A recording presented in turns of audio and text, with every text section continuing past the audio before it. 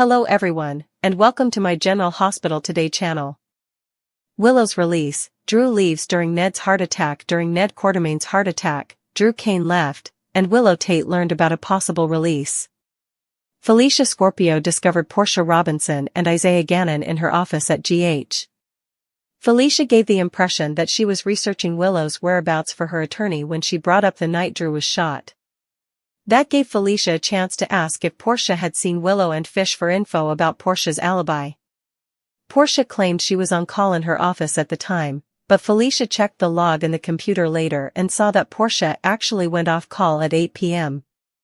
When he got back to Isaiah, he wondered if they should tell the police because Portia had been with him that night, but she insisted on keeping their romantic relationship private. At Sonny Corinthos' house, he tried to persuade Michael Corinthos that everything would end if Willow was found not guilty and made hints about pointing Alexis Davis toward a new suspect. Michael still didn't want Willow in the kids' lives considering what she was capable of. After a quick chat with Donna Corinthos, Michael took off. Later, after failing to change a tire, ADA Justine Turner showed up at Sonny's door dirty. Sonny called to deal with the car problem and had a heated conversation with Justine while he wiped a smudge from her face. Justine accepted a cookie from Donna, who was also present, and the two of them smiled at each other. At Pentonville, Harrison Chase visited Willow with a pic of Amelia Corinthos drawing on his phone. Willow admired the drawing and took Chase's hand gratefully, but Alexis Davis warned against the physical contact when she arrived. Alexis had some updates on Willow's case since she'd arranged for Willow to have another bail hearing, which wouldn't be connected to Nina Reeves. This left Alexis more hopeful about scoring Willow's release. Chase also confessed that he'd been investigating on his own and hoped to prove Jacinda Bracken was with another client that night to make Michael's alibi fall apart. Later, Felicia called Alexis to spill that Portia was lying about her whereabouts the night of Drew's shooting. Brook Lynn Quartermaine expressed her concerns to Dante Falconeri at the Quartermaine residence regarding Chase's potential job loss as a result of his efforts to assist Willow. Dante eventually acknowledged that Chase had been to see Willow 3 times since she was hauled off to prison. Once Chase came home, he faced Brook Lynn's interrogation about his efforts to free Willow. Drew argued with Jacinda at Crimson before Nina took him alone into her office. Nina suggested that Jacinda would stay because Michael couldn't have an escort around his children in public, despite Drew's desire for her to leave. After Nina hinted about forcing Michael to deny the relationship, she suggested his alibi would crumble. Once Drew exited, Nina had Jacinda summon Michael, who agreed when Nina pushed for some time with her grandchildren. When it came to talking about Willow, Nina couldn't go too far, as Michael just made it abundantly clear. Michael made plans for dinner with Jacinda on his way out, kissed her, and Nina saw them through her open door. At Bobby's, Giovanni Gio Palmieri gave Emma Scorpio Drake a pep talk about their lab break-in plot. Ned joined Gio shortly thereafter and followed him as he ate. Ned kept a smile on his face even though there were times when he appeared to be struggling to breathe and in pain. Ned was furious over the phone as soon as he got outside because, as planned, the movers moved the boxes from Lulu Spencer's home to another address rather than the Quartermaine mansion. Drew came along and reassured Ned that the precious Quartermaine family heirlooms were now at his house and that the boxes had not been misplaced. Drew's apparent health issue got worse as a result of Ned's outbursts and threats at Drew. Ned eventually collapsed alone on the ground because Drew mistook him for having a heart attack and left. Justine is saved by Sonny, Ned has a heart attack, and Michael's cruel plan works. Ned Quartermaine had a heart attack outside of Bobby's. Drew had taken the family heirlooms, according to Ned. Ned told his grandson not to become a stranger as he left and said that everyone would be delighted to see him at the Q's.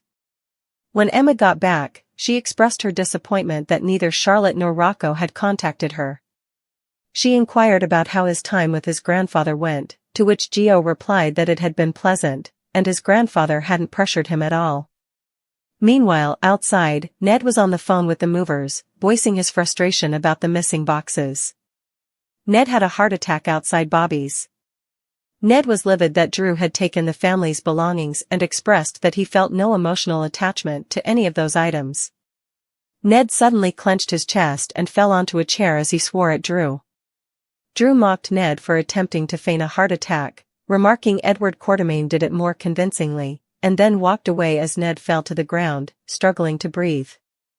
Is Ned truly experiencing a heart attack? Will Nina's scheme to undermine Michael's alibi succeed?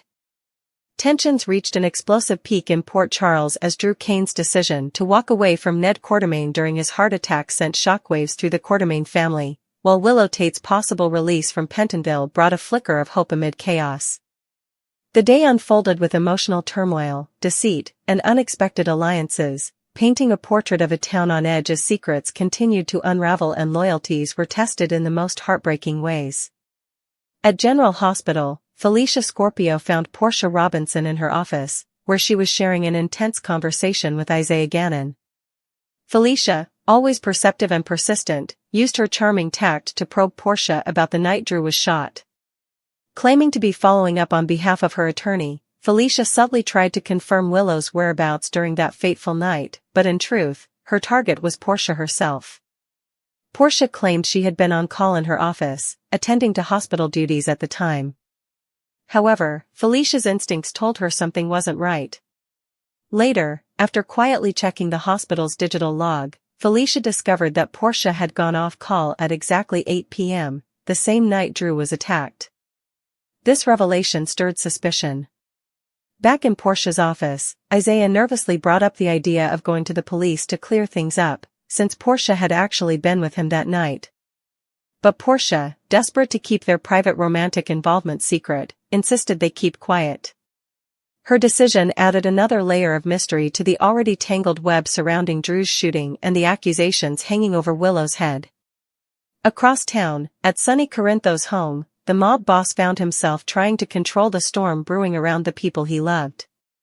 Sonny suggested to Alexis Davis that perhaps the time had come to steer the investigation toward another suspect, someone other than Willow. When Michael Corinthos stopped by, Sonny tried to reassure him that if Willow were found not guilty, the family could begin to heal. But Michael's bitterness ran deep. He couldn't forgive what Willow was accused of, and he wanted to protect the children from her, no matter what the verdict might be. After a tense exchange, Michael departed, leaving Sonny frustrated yet determined to influence events in his own way. Moments later, Assistant District Attorney Justine Turner showed up at Sonny's door, disheveled and frustrated after failing to change a flat tire. Sonny, ever the gentleman, made a quick call to handle her car troubles. As he wiped a smudge of dirt from her cheek, there was an unmistakable charge in the air, a subtle but significant connection forming between two powerful figures on opposite sides of the law. Donna Corinthos then appeared, offering Justine a plate of cookies, unknowingly softening the moment with innocent sweetness.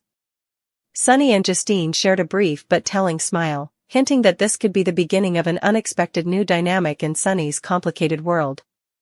Meanwhile, at Pentonville, Willow Tate received a surprise visit from Harrison Chase. He showed her a photo of Amelia Corinthos' latest drawing on his phone, and for a moment, Willow's hardened expression softened with gratitude and sadness. She reached out instinctively to take Chase's hand, but Alexis Davis quickly stepped in, warning them against physical contact due to prison regulations. Alexis then shared hopeful news: she'd arranged a new bail hearing for Willow, one that would not be tied to Nina Reeves' involvement. The separation from Nina's influence gave Alexis confidence that this time, Willow might have a real shot at freedom. Chase, ever the loyal friend, confessed that he had been conducting his own investigation. He hoped to prove that Jacinda Bracken, the woman linked to Michael's alibi, had actually been with another client that night. If successful, this could dismantle Michael's supposed timeline and open a new path toward Willow's exoneration. Willow was deeply touched, though concerned for Chase's career. Later, Alexis received a call from Felicia, who revealed that Portia had lied about her whereabouts on the night of the shooting, fueling suspicion that the web of deception was wider than anyone had realized. At the Quartermaine mansion, Brook Lynn Quartermaine confided her worries to Dante Falconeri. She feared Chase's deep involvement in Willow's case could backfire, costing him his job and reputation. Dante admitted that Chase had visited Willow 3 times since her imprisonment, far more than he should have if he wanted to remain impartial. When Chase eventually returned home, he walked straight into Brook Lynn's storm of questions. Their heated exchange revealed the growing rift between them, Chase's need to help Willow clashing with Brook Lynn's fear of losing him to his own conscience. At Crimson Magazine, tensions flared as Drew Cain clashed with Jacinda Bracken. Their argument turned personal, full of resentment and veiled accusations. Nina Reeves intervened, pulling Drew into her office for a private talk. While Drew wanted Jacinda fired immediately, Nina argued that keeping her around might actually serve their purposes. She suggested that since Michael couldn't publicly date an escort-type figure around his children, Jacinda's presence could force his hand and weaken his public image. Nina's plan was cunning. By using Jacinda, she could destabilize Michael's credibility, especially regarding his alibi connected to Willow's case. Drew, still reeling from betrayal and anger, eventually stormed out, leaving Nina to execute her plan. She summoned Michael next, pushing for time with her grandchildren. Michael reluctantly agreed but made it clear, under no circumstances was she to talk about Willow. On his way out, Michael shared a kiss with Jacinda, unaware that Nina was spying through her cracked office door, her eyes burning with jealousy and a renewed sense of purpose. Elsewhere, at Bobby's, Giovanni Gio Palmieri and Emma Scorpio Drake plotted their next move following the lab break-in fiasco. Their conversation was cut short when Ned Quartermaine arrived, sitting down to grab a quick meal and catch up with Gio. Though Ned kept his trademark charm, it was clear something was off. He occasionally winced and clutched at his chest, brushing off the pain with a forced smile. When Ned stepped outside to take a call, the stress of the day finally caught up with him. Furious, he discovered the movers had delivered Lulu Spencer's boxes to the wrong address. As Ned barked orders into the phone, Drew appeared, trying to calm him down and explaining that the heirlooms were safe at his place. But instead of relief, Ned exploded in anger, accusing Drew of overstepping and undermining him. Their argument escalated rapidly, old grudges resurfacing, tempers flaring, words sharper than knives. Drew, still simmering from the earlier confrontation at Crimson, fired back with biting remarks, pushing Ned's already fragile condition to the brink. Ned suddenly clutched his chest, gasping for air, but Drew, thinking it was another one of Ned's classic manipulations, crossed his arms and refused to help. "Not this time, Ned. I'm done falling for your theatrics," Drew said coldly before walking away, leaving Ned staggering alone on the pavement. Moments later, Ned collapsed, his phone slipping from his hand as his calls for help faded into silence. The sight of Drew walking away during Ned's heart attack marks a dark turning point in their already strained relationship. Drew's inability to see the genuine distress in Ned's eyes could haunt him for years to come. For the Quartermaine family, the fallout will be seismic. Brook Lynn and Olivia will be shattered when they learn how close Ned came to dying without anyone by his side. Meanwhile, back at Pentonville, the faint flicker of hope for Willow's release grows brighter. Alexis's discovery about Portia's lie and Chase's determination to expose the truth could finally shift the scales in Willow's favor. But as the investigation deepens, the consequences of Drew's actions will ripple across Port Charles, tying every storyline together in one explosive chain of events. From Drew's misguided pride and Ned's heartbreaking collapse to Willow's fragile hope for freedom, every move in Port Charles now carries life-changing stakes. With secrets unraveling, alliances breaking, and guilt spreading like wildfire, one thing is clear: nothing will ever be the same again. As Ned's fate hangs in the balance and Willow awaits word of her release, the battle for redemption, truth, and forgiveness is only just beginning.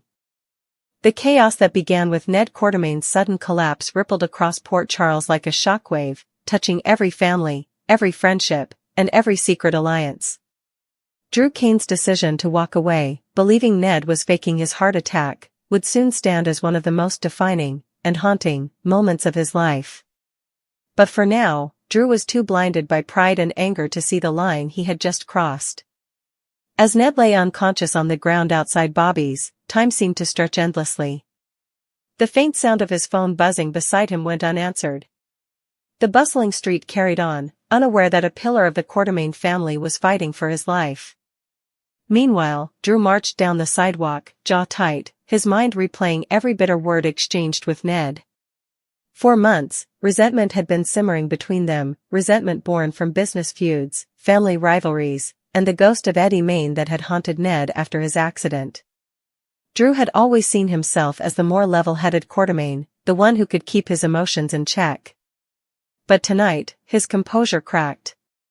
And it wasn't until he reached the end of the block, hearing distant sirens, that the first seeds of guilt began to take root. Back at General Hospital, the quiet hum of machines underscored the tension that never seemed to lift from its halls. Felicia Scorpio paced the corridor outside Portia Robinson's office, her phone pressed to her ear.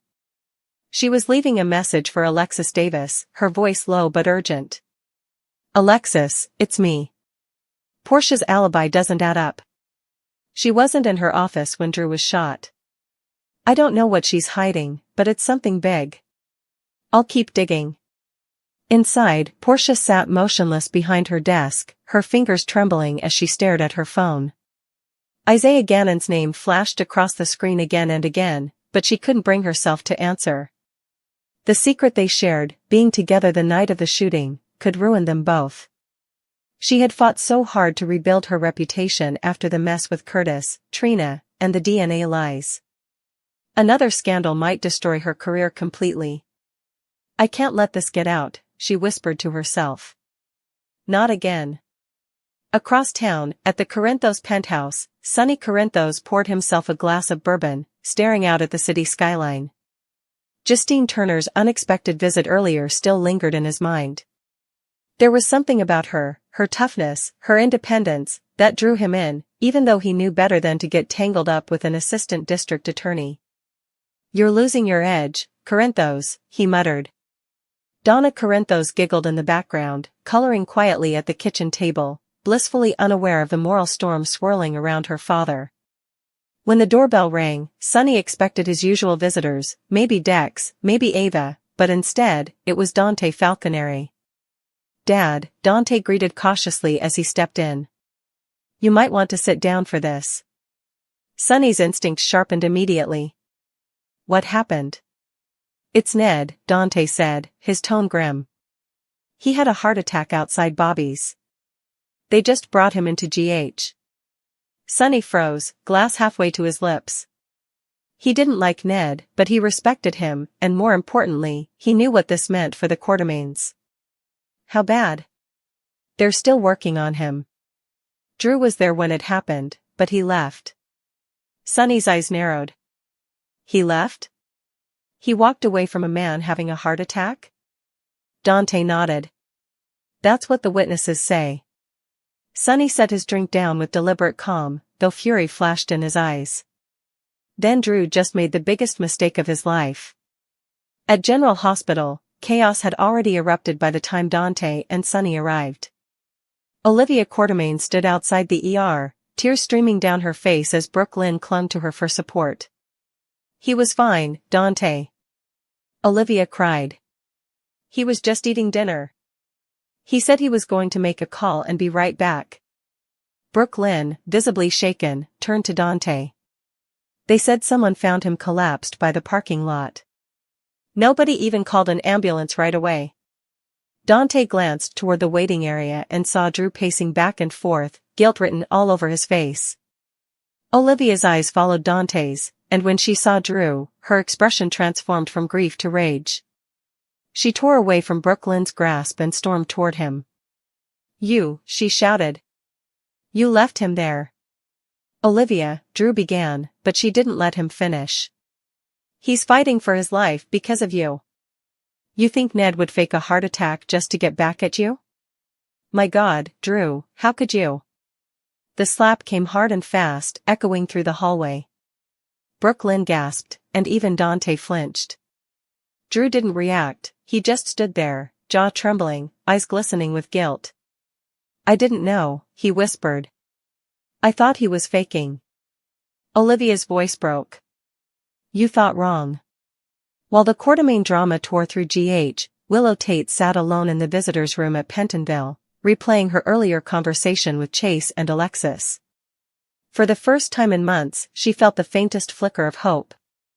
Another bail hearing, this time without Nina's shadow hanging over it, could mean freedom. But freedom came with its own complications. What would Michael say if she came home? Would he even want her around the children? Her thoughts were interrupted by the sound of the door opening. Harrison Chase returned, looking worn but determined. "I shouldn't be here again," he admitted quietly, "but I had to tell you in person." Alexis filed the paperwork. "The hearing's set for next week." Willow's eyes widened. "That soon?" He nodded. "She thinks you've got a real shot this time. Especially if we can prove that Jacinda Bracken's timeline doesn't match up with Michael's." Willow frowned. "You're risking everything for me, Chase."